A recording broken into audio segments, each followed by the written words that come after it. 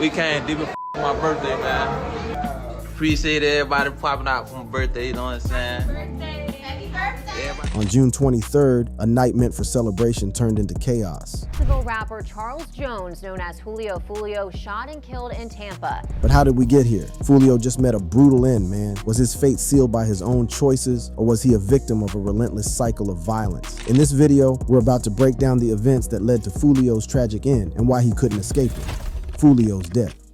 Around 4:40 this morning, we received a 911 call about a shooting that happened here in the parking lot behind me. On June 23rd, around 4:40 a.m., Tampa police received a distressing call about a shooting at the Holiday Inn. When officers arrived, they were met with chaos and horror. 2 cars in the hotel's parking lot were riddled with bullet holes, and 4 people had been struck by gunfire. Among the victims was Charles Jones, better known as Foolio. Despite surviving multiple shootings in the past, this time, the rapper wasn't as fortunate. Foolio's lawyer, Louis Fusco, confirmed that Foolio had been ambushed in the parking lot. While the other 3 victims were rushed to the hospital, Foolio succumbed to his injuries at the scene. The motive behind the shooting remains unclear, but it was evident that Foolio was the target. The ambush was a calculated and brutal attack, leaving him no chance to escape. News of Foolio's death spread like wildfire, sending shock through the rap community and his fan base. Social media was flooded with tributes and messages of disbelief as fans struggled to come to terms with the loss of a rising star. His lawyer released a heartbreaking statement. "I am deeply saddened to hear about the passing of Foolio," Fusco expressed. While most people knew him as the controversial rapper and entertainer, I was fortunate enough to know Charles Jones, the man behind the public persona.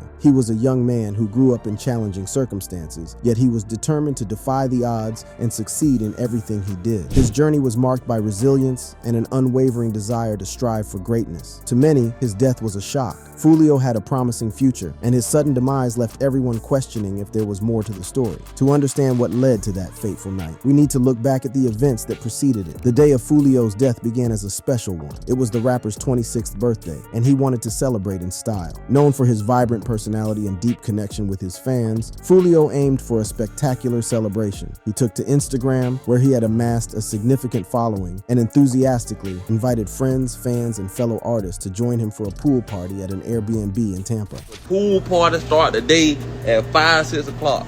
If you already got the address, pull up, man. You got the address, pull up. If you need the address, DM me right now. The pool party start at 5, 6 o'clock. The party at the Airbnb was lively, filled with music, laughter, and the vibrant energy that Foolio was known for. Foolio was in high spirits, mingling with guests and soaking in the festivities. Friends, fans, and fellow artists surrounded him, celebrating his special day. The rapper shared these joyful moments on his Instagram story, showcasing the lively crowd and the festive atmosphere. Got me drinking, cuz. I don't even drink, cuz. Appreciate everybody popping out for my birthday, you know what I'm saying? Everybody got their shot, put their shot in the air, man. Okay, David. Everybody take their on 3, man. 1, 2, 3. As the night went on, the gathering became larger and more energetic, eventually surpassing Airbnb's occupancy limit. Foolio's attorney, Louis Fusco, mentioned that the event's escalating rowdiness caught the attention of the local police. Officers arrived at the scene, responding to noise complaints and the overcrowded venue, and decided to shut down the celebration. Fusco told the press, law enforcement reports indicate that he initially stayed at an Airbnb, but was asked to leave due to exceeding occupancy limits. Frustrated by the abrupt end to his party, Foolio took to Instagram to vent about the situation. "Police shut us down and kicked us out of the Airbnb. That's crazy work," he posted, sharing his disappointment with his followers. With the party at the Airbnb cut short, Foolio and his entourage decided to relocate the festivities to the Holiday Inn Tampa North, hoping to continue without interruption. In the early hours of June 23rd, Foolio and his friends arrived at the Holiday Inn. The mood remained celebratory as they settled into the new location. Foolio, always active on social media, shared updates and promoted the party on his Instagram, where he had over 1 million followers. His post depicted a man enjoying his birthday, surrounded by friends and fans who admired him. It was around this time that Foolio was ambushed and shot. His death didn't come out of nowhere. In the days leading up to it, fans had warned him of potential danger. Over the past few years, Foolio's rise to fame had been shadowed by a series of violent incidents that haunted him throughout his career. In one harrowing episode, Foolio was attacked at a gas station near Paxson School for Advanced Studies. He suffered a serious gunshot wound and multiple broken bones in his foot, leaving him hospitalized and in need of multiple surgeries. Foolio later sued the hospital, alleging they had revealed his location, putting his life in further danger. The lawsuit against the hospital was a significant moment in Foolio's life. He claimed that the hospital's Foolio's negligence compromised his safety, leading to further threats and attacks. This legal battle highlighted the constant danger Foolio faced and the lengths he had to go to protect himself. In 2021, Foolio found himself in the crosshairs once again. As he stepped out of a recording studio, he was reportedly fired at with 100 bullets. Miraculously, he escaped with only a slight injury when a bullet grazed his leg. Despite these violent encounters, Foolio continued to engage with his fans and share his life on social media. His openness and transparency endeared him to many, but it also made him a target. Fans who followed his journey were acutely aware of the dangers he faced, and their concern for his safety grew with each passing incident. Foolio was also involved in another shooting episode, this time in Texas. The details of the incident remain murky, but it added to the growing list of violent encounters that plagued his life. Each of these incidents painted a picture of a young artist constantly under threat, navigating a world where fame and danger were inextricably linked. All these incidents made fans worried when Foolio started to plan his party. On June 14th, Foolio took to Instagram to announce his highly anticipated birthday celebrations. The post read, "Tampa, Florida, my Airbnb pool party, June 21st, DM me for address, and my official birthday party, June 22nd at Club Teasers, club address 9700N Nebraska Ave, Tampa, Florida, pull up." This announcement was met with a mix of excitement and dread from his fans. Almost immediately, the comment section was flooded with reactions. "Why are you doing this birthday bash? PL's cancel," one fan pleaded. Another warned, "Man, ain't nobody trying to party with you and risk their lives." These comments were not just casual remarks. They were rooted in genuine fear for Foolio's safety. The ominous predictions continued to pour in. "This to getting shot up," one person commented, accompanied by a laughing face emoji. Despite the warnings, Foolio seemed determined to celebrate his birthday in style, perhaps underestimating the very real dangers that lay ahead. His Instagram stories were filled with updates about the party preparations, and many speculated that his frequent sharing of updates might have significantly contributed to his death. His enemies could have tracked his location, waited, and seized the perfect opportunity to ambush him. After his death, Foolio's girlfriend, deeply affected by the tragedy, took to social media to express her grief and anger. She posted, "He was shot and killed last night while celebrating his 26th birthday. Y'all took my boyfriend from me. I hate y'all, and I won't be the only one crying." Her words were a raw and powerful testament to the pain she was experiencing. Her statement, "I won't be the only one crying," hinted at the potential for further conflict and retribution. This chilling message pointed to the dangerous world Foolio was a part of, where gang affiliations and rivalries often led to cycles of violence and revenge. Foolio's gangster lifestyle.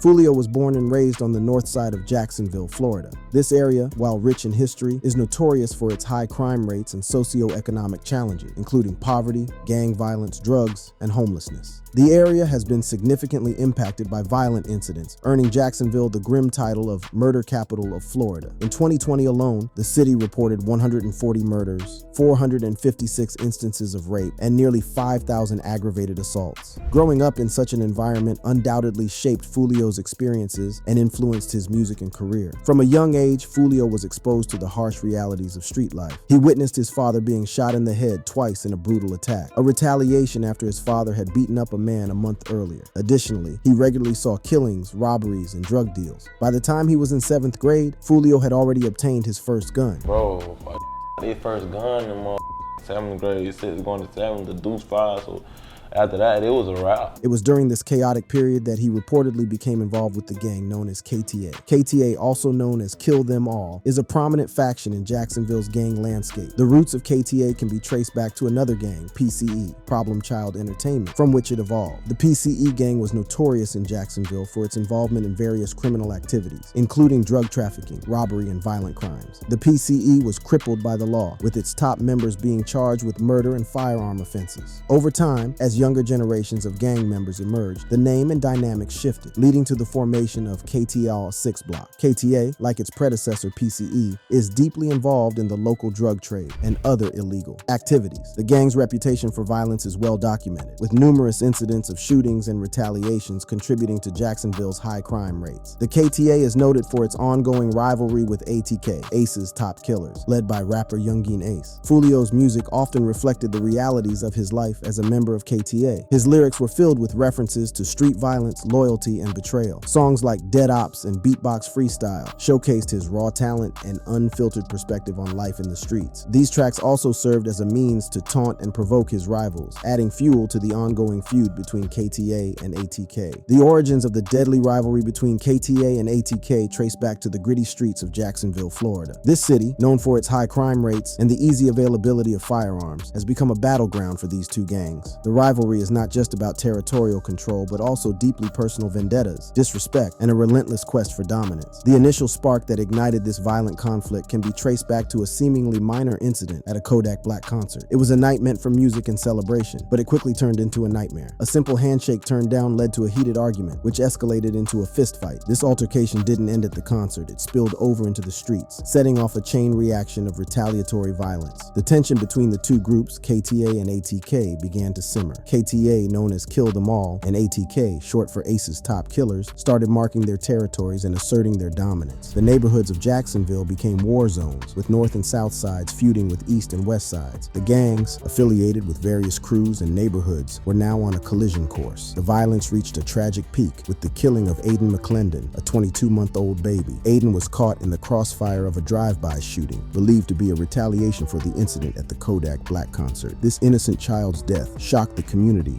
and marked a significant turning point in the gang war. The rivalry escalated significantly in 2017 when Foolio's blood cousin, Zion Brown, was shot and killed in his own home. Police say it was in this home where 18-year-old Zion Brown was shot. This tragic incident occurred on a quiet night in Jacksonville's west side on May 27, 2017. As the residents of North Rawhide Trail were settling into their homes, they were unaware of the impending tragedy about to unfold. Inside one particular home, 18-year-old Zion Brown was spending time with family and friends, unaware that his life was about to be violently disrupted. That night, he was the only adult in the house, looking after several children, including a 16-year-old girl, a 9-year-old girl, and 3 other children aged 6, 9, and 17. As the clock ticked past midnight, the household began to wind down. The children went to bed, and the atmosphere was calm. But at approximately 1:30 a.m., that sense of security was shattered. A brick came crashing through the sliding glass door at the back of the house, sending shards of glass flying and waking up the occupants inside. Panic set in as the children screamed, and Zion Brown rushed to assess the situation.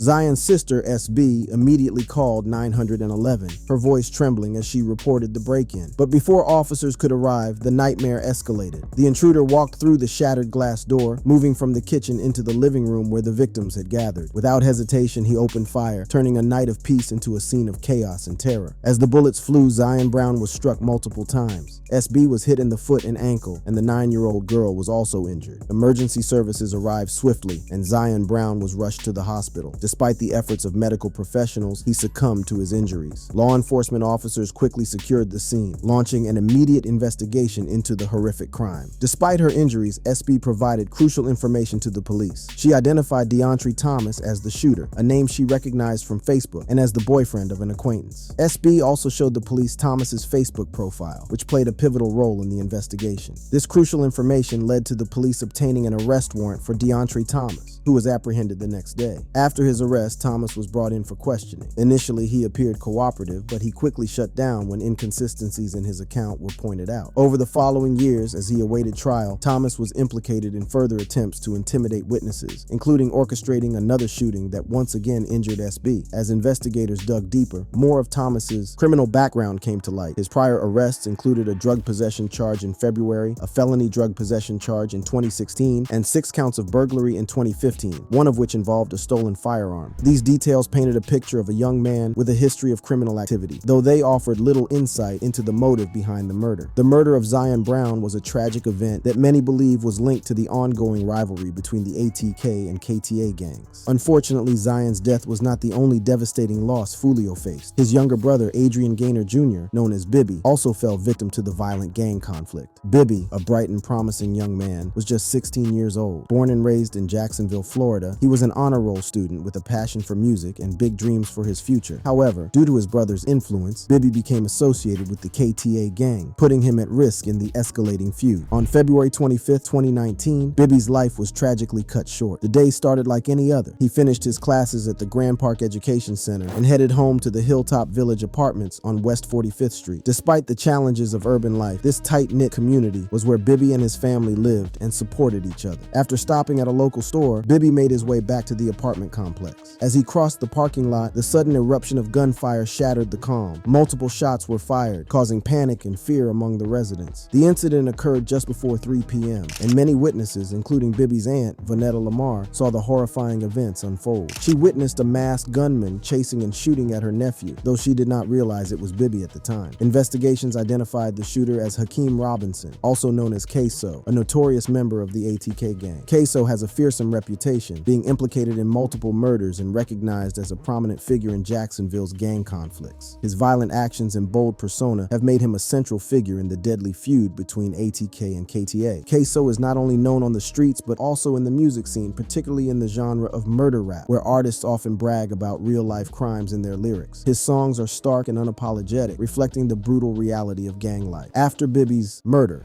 Queso posted photos and videos on social media boasting about the killing. After the murder, investigators say Robinson posted several photos and videos bragging about Gaynor's murder. This blatant display of disregard for human life further inflamed the community's grief and anger. Adding to the horror, Queso and other ATK members reportedly went to great lengths to disrespect Bibby's memory. They desecrated his grave and mocked his family at every opportunity, showing a complete lack of remorse and a deep-seated commitment to the ongoing cycle of violence. They tore up his grave, they spit on his grave, they urinated on his grave, they made fun of our rallies or whatever, they made fun of us marching, they mocked us every chance that they got. This relentless cycle of violence and retaliation highlights the brutal reality of gang life in Jacksonville, a reality that ultimately led to the tragic death of Foolio, who killed him.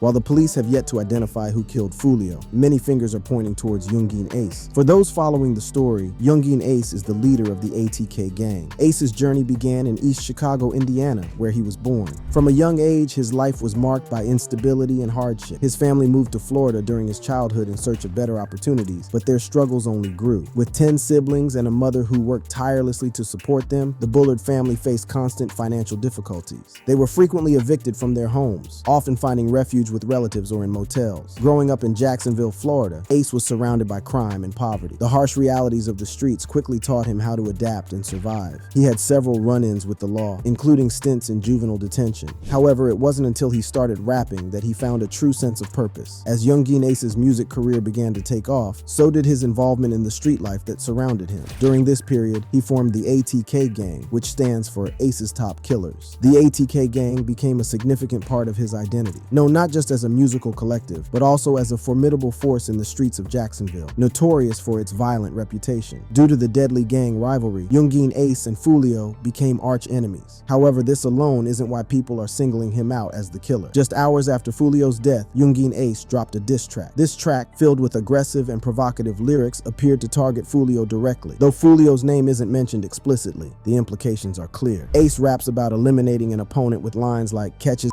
and do his you know he finished," and "flip his and smoke his we stand on business." These verses, paired with a music video showing masked men attacking a figure in what appears to be either a hotel parking lot or a gas station, bear an uncanny resemblance to the circumstances surrounding Foolio. The song's chorus is particularly unsettling, as it seems to command others to carry out the hit on Foolio, no matter the location or stakes. I don't even call him by his name, I call them Lil Do-Its. Let's do it.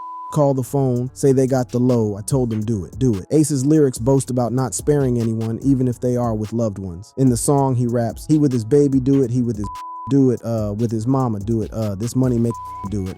While Foolio wasn't with his family at the time of his murder, he was with a group, which didn't deter the assailants. The eerie parallels between Ace's lyrics and the actual crime scene have led many to believe that the song serves as more than just music. It's seen as a possible confession. Another reason why people are pointing their fingers at Youngin Ace is due to the retaliatory violence he and his family have faced, particularly the death of his brother, which may have fueled his desire for revenge. This incident happened back on June 5th, 2018. On that night, Youngin Ace was out with his brother and friends. The group, consisting of Youngin Ace, Trevon Bullard, Royale Smith, and Jacoby Groover, decided to dine at a local restaurant in Jacksonville, Florida. After the celebration, the group decided it was time to head home. As Ace, his younger brother Trevon, and close friends Royale and Jacoby drove near the St. John's Town Center, their car came to a stop at a red light. Suddenly, another vehicle pulled up beside them. Without warning, gunfire erupted, shattering the windows and filling the night air with the deafening sound of bullets. The assailants fired relentlessly, relentlessly, targeting the occupants with a barrage of bullets. By the time the shooting ceased, Trevon Bullard, Royale Devon Smith Jr., and Jacoby Groover were fatally wounded. Youngeen Ace, despite being hit multiple times, miraculously survived. The aftermath was a scene of devastation. The car was riddled with bullet holes, and the lifeless bodies of Trayvon, Royale, and Jacoby lay inside. Ace, bleeding from his wounds, was rushed to the hospital in critical condition. At the hospital, Youngeen Ace's condition was dire. He had been hit 13 to 14 times, with 8 bullets still lodged in his body that could not be removed immediately. Despite the severity of his injuries, Ace's determination to survive was evident. Ace's challenges didn't end there. Due to a lack of health insurance, he was discharged from the hospital earlier than medically advisable. Adding to his problems, it was discovered that Ace and his group had visited a gun shop on University Boulevard earlier on the day of the shooting. Surveillance footage from the store showed Ace handling a firearm, leading to a probation violation charge. Confronted with the aftermath of the shooting and mounting legal issues, Ace turned himself in to the authorities. He was charged with violating his probation from a 2017 conviction for accessory to attempted robbery. His probation terms explicitly forbade any contact with firearms, and the video evidence was sufficient for the judge to deny him bail. Many believe that all this anguish fueled Youngeen Ace's desire for revenge against Foolio. To top it off, after the death of his brother, Foolio released the track When I See You remix. In this song, Foolio escalated the level of disrespect, rapping about the 2018 triple homicide in which Youngeen Ace's brother was killed. In the music video for the song, Foolio danced around a graveyard with a printout of the 3 victims, singing happy birthday and mocking their deaths. This act of provocation was seen by many as the breaking point for Youngeen Ace, which may have led to the tragic death of Foolio. Thank you for watching. If you enjoyed watching this video, click on one of the boxes playing on your screen to watch more similar content.